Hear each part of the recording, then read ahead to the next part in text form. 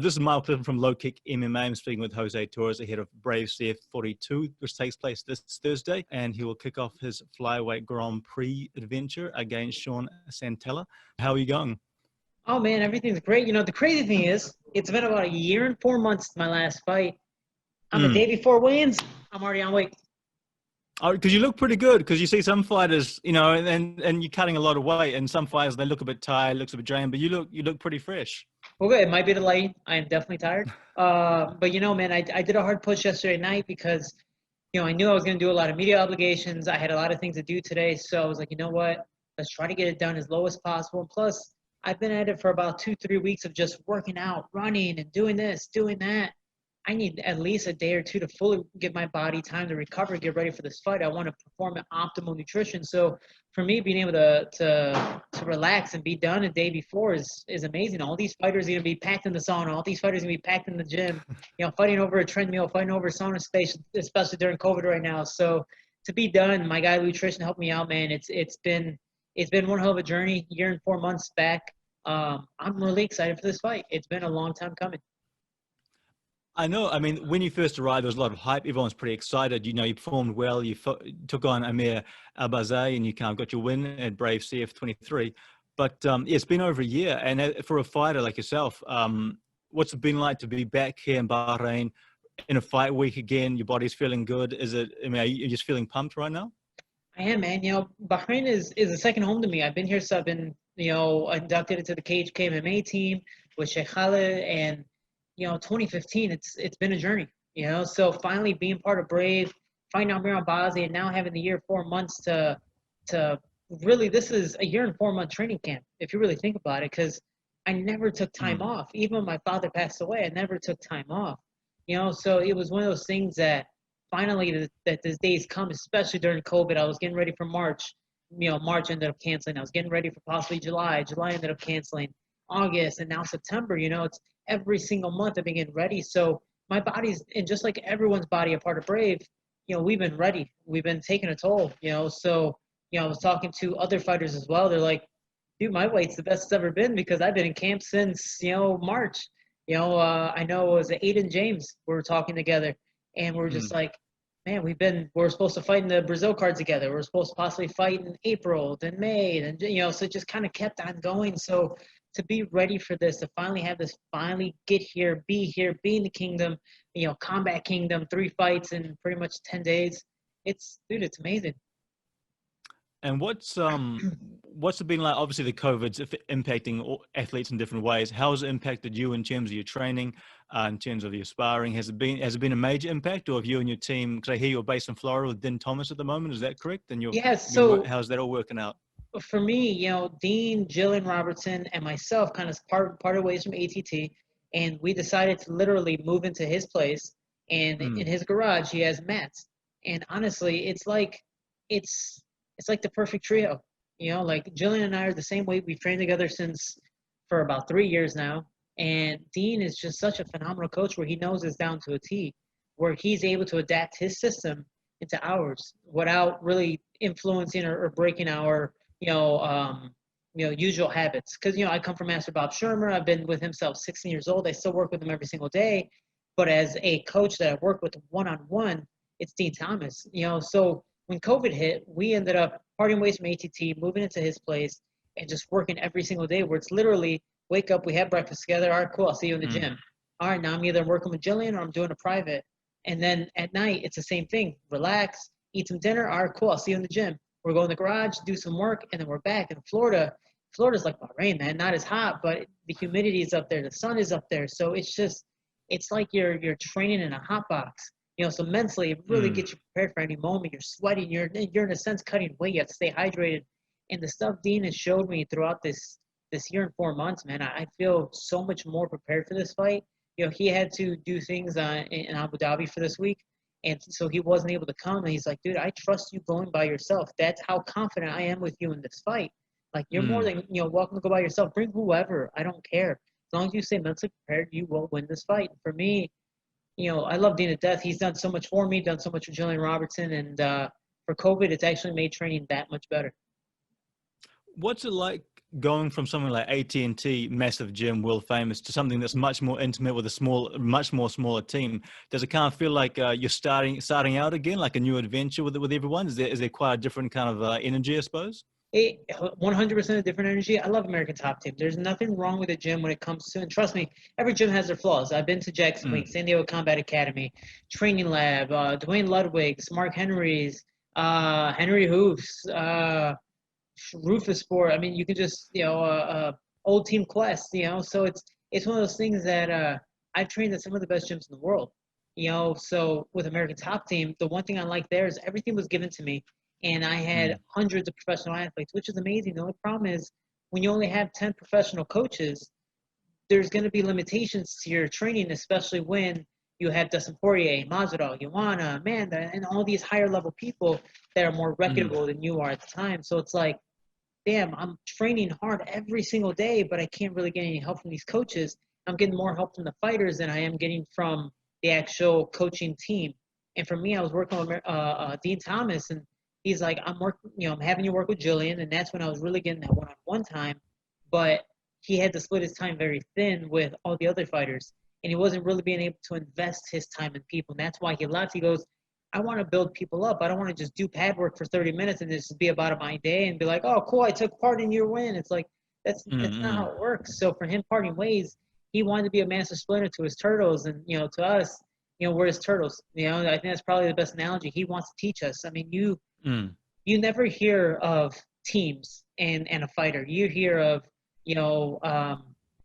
Cus D'Amato and Mike Tyson. You hear of Freddie Roach and Manny Pacquiao. You hear of Rocky and Mickey.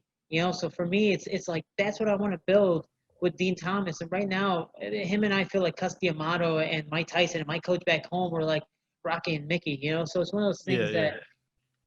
The environment is definitely that much more positive because we get to have fun. We get to joke around. We're all literally family. Like, I consider Jillian, like, we always mess around. We're like, you're my stepsister. He's my dad.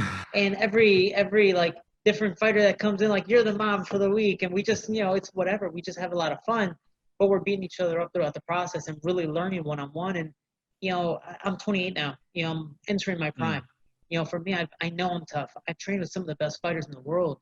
I know I can go toe-to-toe with literally some of the best fighters in the world, but I need those little things to be like, hey, Shorty, maybe you should do this.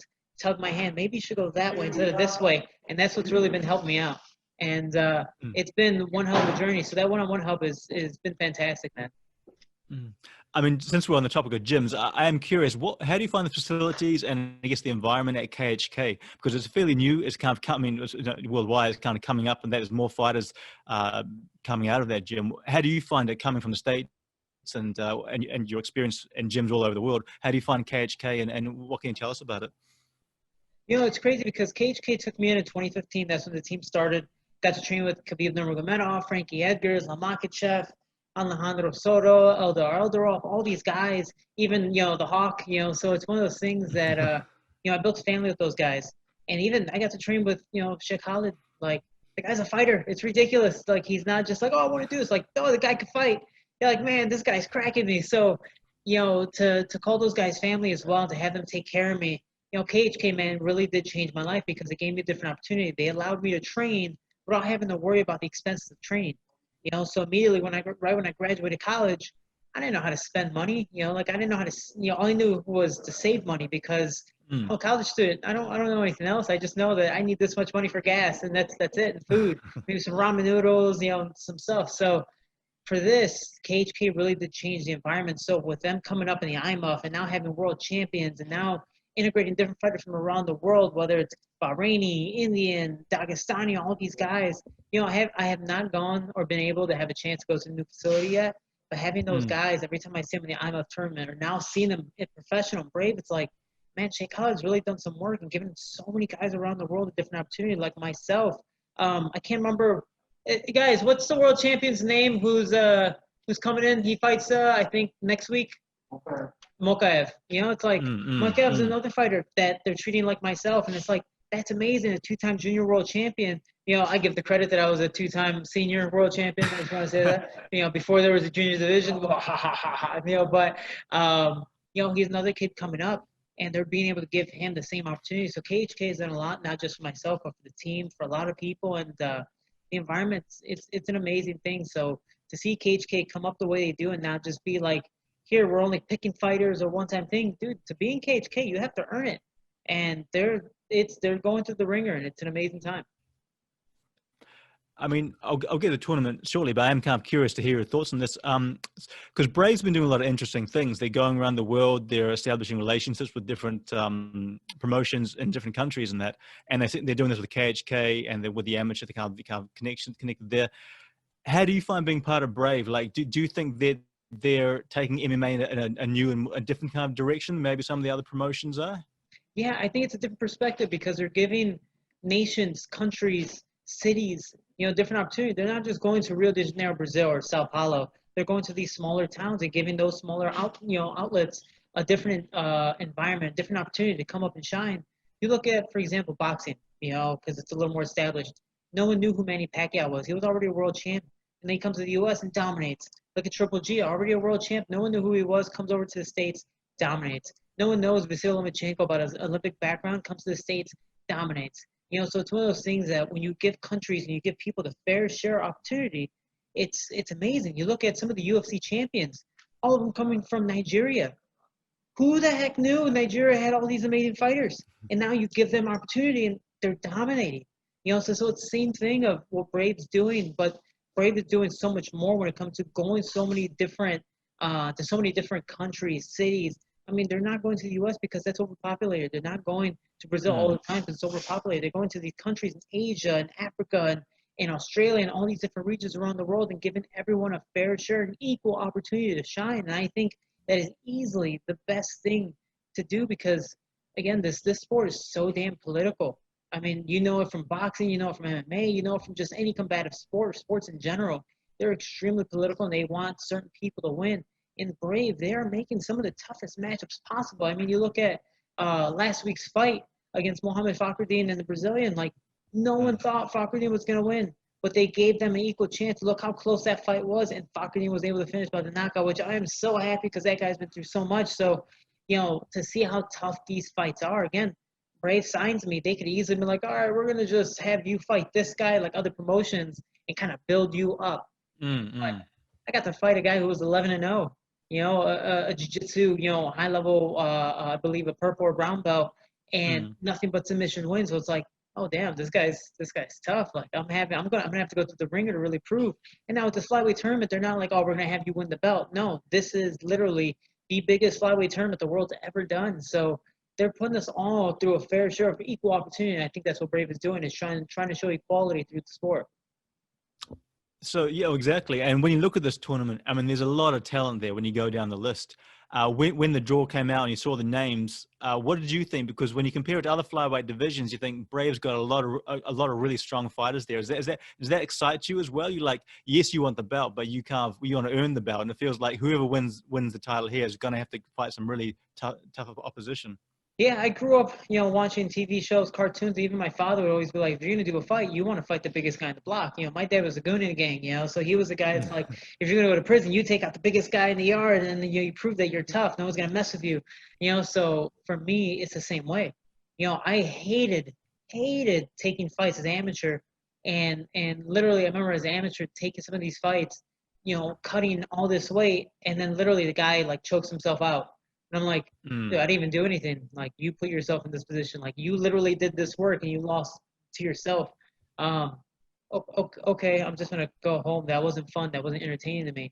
And then I go home for next week fight, and then I'm fighting a war. And it's like, these are the fights I want. Yeah, I don't want to take the damage, but if I'm going to work so hard to get to it, I want to work that hard to get the belt. I don't want it to just come like that. Like, you want to appreciate some of the things you got. If it's handed to you, no one really cares for it. So for me, this flyweight tournament, when I saw the faces, when I saw the people, I was like, whoa, this is going to be tough. Like, this is a good tournament. And for me, now being in my prime, being at the best possible mental capacity I've ever been at, and physically as well, it's like, man, I'm fighting some really good guys that are either veterans, new to the sport, or somewhere in between. And luckily for me, I am that guy that's in between where I'm in my prime. And I do believe I have a really, really good chance in this tournament, but every guy is different stylistically, and that's the hardest part. I'm just so happy it's not like, the old days where it's you fight 3 times in one day and you got to fight all these really, really high level guys. For me, I get a couple months to really figure out what's happening, because the COVID may be a little longer, but, it's a good opportunity to show that I am one of the best flyweights in the world in 3 fights, tough guys, all ranked top 30 in the world. I believe I'm ranked 21. Somebody told me the other day Dustin Ortiz was ranked number 3 when he was finally released and entering Brave. So it's like I'm fighting some really high level guys, and I might fight Dustin Ortiz or Marcelo Dur if I get past Sean Santella, and both those guys are amazing. So I owe Marcelo Dur a fight since I was supposed to fight him in November. And Dustin Ortiz, I remember shaking his hand when I got entered into the UFC.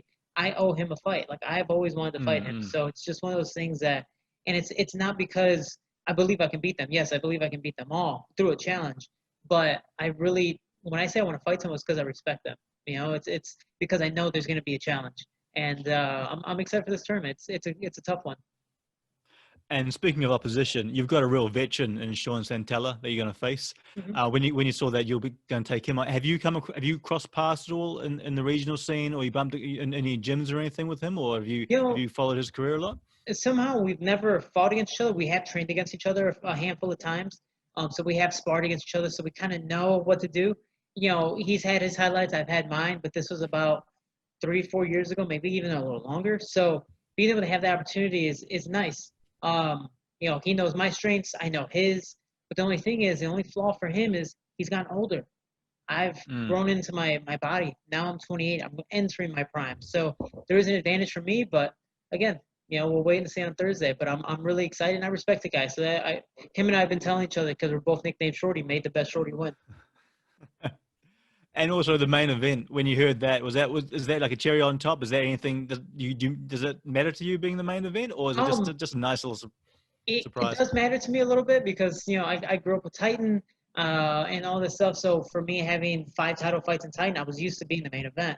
So when I got called as the main event for November, when I got called the main event for this one, I was like, oh, this is awesome. All right, cool. Like, with all the top flyweights in the world that I respected and still respect and watched in different promotions growing up, and now all in Brave, it's like, out of all these fighters, I get to be main event. Like, this shows how much Brave respects me and how much the fans really adore watching me fight. So it's like, I need to put on a show, not just myself, but for everyone else watching. So it is an honor, especially through all the mental struggles, even the stuff I've been able to put Brave through with 2 backed out fights and not being able to fight in here in 4 months, and having pretty much 1 fight in a 2-year contract so far. So it's like, I owe Brave a lot. So to be main event, they're giving a lot to me, and I really respect that for that, or respect them for that.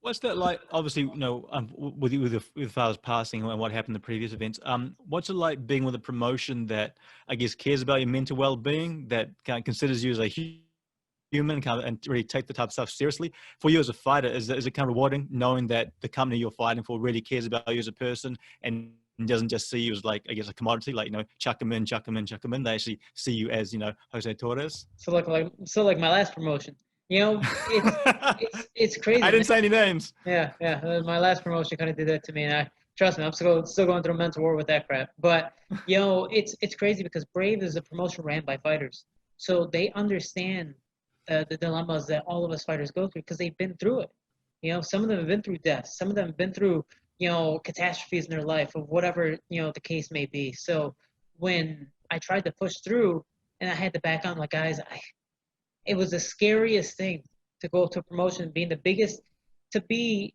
the headliner besides the absolute tournament. I was the main event. To be the headliner for the biggest MMA event in Asia's history. Dude, I was on a banner from the biggest building in Bahrain, from the top floor all the way down. It's like, this is ridiculous. Like, this is amazing. And then I go up there and I'm like, I can't do it. I have to back out. Like, I've had panic attacks. I had this. I know I'm already here. I'm so sorry. I'm so scared. Like, if I was afraid I was going to be released, cut. And they look at me. They're like, it's okay, man.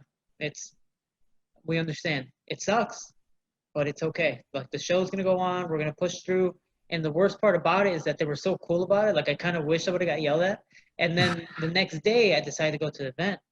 And it looked like, like if you ever watched WWE, like, it was just fireworks everywhere, just like, oh man, this would have been awesome. I'm watching it and I'm almost like crying because I'm like, I knew I would have had a great time if I would have just, actually finished everything and then been mentally prepared and fought. But I wasn't mentally prepared. So for me, it's been a long journey, but I'm happy that Brave has been able to be extremely patient with me and understanding with me to know that people do go through this. I'm not going to be the only one that goes through this in their life. Other fighters publicly announced, especially during this COVID, about public mental health. So for me, trying to be a ringleader of it is really nice, and Brave helping promote that has been a bigger deal to me than anything. So it's awesome to know that I have their respect. You are a person who kind of likes to give back to the community, and that I just want to ask you a few questions about your Team Shorty Foundation as well, Mm-hmm. and like how that came about, or what you've been doing recently, and I guess what it means to you outside of just sport, like to be able to have this foundation that you can contribute to, and you can help impact other people's lives. I've always been taking care of people as like a big brother tactic. I've always been the youngest in my family, so I've always wanted someone younger than me. I'm like, damn it. But it's one of those things that my father and brother always had potential. They were easily more athletically talented than I was. They just never had the opportunity. And especially in my neighborhood, a Latino upbringing, you're stuck in the neighborhood. So for me, fighting, I made it out. But it was because of my father, because my brother's intentions. They pushed back. They're like, hey, we went this way. Maybe you should go that way. So for me, I always want to do the same thing. So being able to have money, I grew up poor, so I didn't grow up poor, but it was like I was definitely mid to low class. I was born in a trap house where drugs were made, so it was one of those things that I've seen some crap. I've seen some really messed up stuff growing up, especially because of my father. So, it was crazy that now I have the opportunity to be able to give back. And I look at myself and I look at some fighters and I'm like, you don't have any gear? Oh yeah, I forgot. I went through that. Here, let me donate some of my gear. I have the money now to purchase my own. Then eventually I was like, why don't I make a foundation of this where people can actually donate, maybe get a tax write-off, and then I'm able to help more people. So as I became a little more financially stable, I was like, you know what? I love my gear money, but even though it's a good amount at a small time, let me use that to help other people. So anytime I sell gear, merchandise, like for example, I made a homage to my father for this fight, hoodies and stuff like that. Mm-hmm. I was like, that's gonna be my logo for the fight. Let me sell some stuff for pre-order. People bought, maybe a few $1,000s worth of stuff. All that money goes to my foundation. So pretty much now I'm able to use that money to either sponsor fighters, whether they're amateur or pro. I'm able to teach them when they're amateur and pro how to acquire other sponsors and be a big brother. Be like, here, this is what you need to charge for your banner. This is how you can talk to people, local bar, local, whatever business to possibly get money or even free product. Here, let me, oh man, you guys are a bunch of kids in baseball and don't have any type of supply. Let me buy you all baseball gears and bats and all the gear out of my t-shirt sales, my website, teamshorty.com, everything ships worldwide. 100% of the proceeds go to my foundation. And then if people want to donate, I get to do that as well. And right now, after this fight, I'm going to start looking at grants. I'm going to start hiring people and start trying to build this, into a big thing. My favorite fighter is Manny Pacquiao, and that guy's donated over $300 million into his foundation, been able to build homes and all that stuff. For me, during this COVID right now, especially in the States, kids aren't going back to school. So I was like, man, PE has been extremely belittled. Physical education has been extremely belittled for years in the U.S. Let me try to get these kids back in the sandlot like we were back, when we were kids. Let me help buy them bikes. Let me help buy them sports equipment. So I remember donating earlier $1,000 to a local foundation. And even though they weren't able to take a trip, I've sponsored them to go on this trip to Tennessee. They're going to clean the parks and get a retreat because in my neighborhood, you don't make it out of the neighborhood. Nevertheless, be able to see different states. So I was like, let me help you guys. And sadly, the kids weren't able to go because of COVID. So I'm like, let me find a local sports organization that sells sports equipment. So maybe I can donate that. You guys have plenty of notebooks, pencils, book bags, and all that stuff. Let me donate sports stuff. So maybe after you guys are done with school, you guys can go out in the backyard. You can go back to the park, play, be with a group of friends, and be active and be off social media, be off the tablets. And that's how I feel older. I'm like, you guys are on the tablets and the iPads and all that stuff. So to be able to donate and help and give back has been a really, really positive thing for me. It makes me very, very happy. I've donated a good chunk of my checks, but eventually I want to be able to be like Dustin Poirier, where I get popular enough, I can just donate my gear. Somebody buys it. There you go. I don't spend any of my personal money, even though I more than likely still will because I just love to do so. I never am I ever going to make money out of my foundation, but I want to be able to help as many people as possible because I think money is the greed of all evil. And, we're all buried 6 feet under, but I think if we all had the equal share of opportunity, even just little things, I'm not saying everyone has to be a fighter, but just those little things that pay it forward. Maybe one day you'll be able to pay it forward back. I've been able to donate to my whole high school to purchase complete warm-ups for wrestling, and singlets. I've been able to do the same thing for my junior college. We were like the Bad News Bears, didn't have any time or money to acquire, wrestling warm-ups and stuff. I bought it for them. Will they appreciate it? Yes. Will they use it forever? No. But it's that little memorabilia that they go, damn, this is awesome. Yesterday while cutting weight, I was running in my junior college sweatpants. It's like, man, this is almost 10 years ago. And I'm still using them. Like, and I had to buy that one myself. I hope they can look at it and be like, man, remember when this guy donated? Whether if they remember my name or not, it's like, man, remember when this guy donated? I have enough money. Let me see if I can donate back too, because it just makes you feel good to be able to help somebody else, not a number of people. So if my foundation, it helps kids, teens, and young adults stay inside the gym and off the streets, and it's trying to make a positive impact, not even just to be a professional fighter, but to put all your mind and have a positive mental figure, a positive mentor, a positive just mental environment, a positive environment to push forward and possibly achieve whatever goals you want to achieve. And while we're on the subject, if anyone's watching, where's the best place to go to support your foundation? If they want to get some merchandise, they want to help out, where would you send them to? Yeah, teamshorty.com. Everything is on there on the website, where there's the shop, a donate button for the page. And if people on Instagram, Jose Shorty Torres on Instagram, want to message me, I accept all my requests. If people want to ask me questions, donate, or even collab, I'm more than happy to do some stuff like that, because, I know even, some guys, because I have a blue check mark, it doesn't mean, I'm above the world.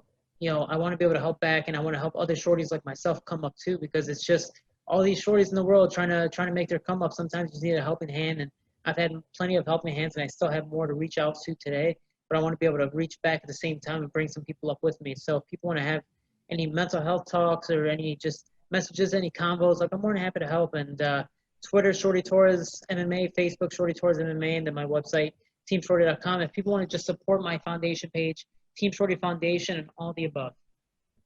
Well, thanks a lot, man. I'm going to let you go because I know it's fight week and got plenty of other things to do, but I really appreciate you making the time and, sharing your thoughts and being open and that.